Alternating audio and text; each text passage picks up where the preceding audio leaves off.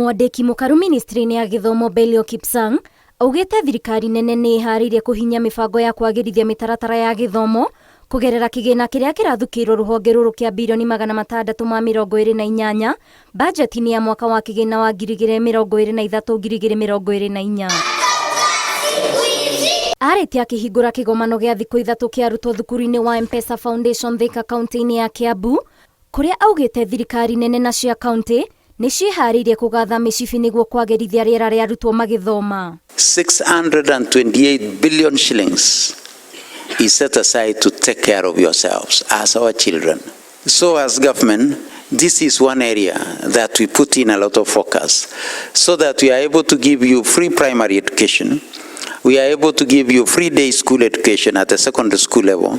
Oho Kipsang augĩte thirikari nĩ kũng'ethanĩra na moritũ marĩa makoretwo makĩgũmĩra rũhonge rwa gĩthomo arĩ hamwe na kũgitĩra arutwo kuoha nda, kwandĩka arutani makĩria na gũkinyanĩria tabarĩra cia ũthii wa na mbere mathukuru-inĩ. We are able to provide you with a digital environment that you can be able to access education in a digital way.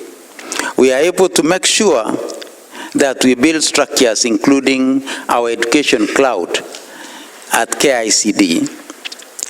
We are able to make sure that we mitigate school dropouts by ensuring that we provide a meal for our children through the school feeding program. Magavana Kimani wa Matangi, Abdul Samad Sherif na Ahmed Abdullahi nĩ meranĩire ũteithio wa thirikari cia kaũntĩ kũhũra gĩthomo kĩa natharĩ njeki. My administration has embarked on a deliberate program to improve accessibility and quality and access to quality early education, early development education, that's ECD. We have launched a feeding program for all ECD centers across our county.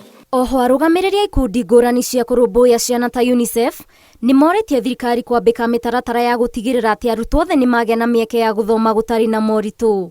Ngiribotera Inooro TV, njĩtagwo Waithĩra wa Ndwati.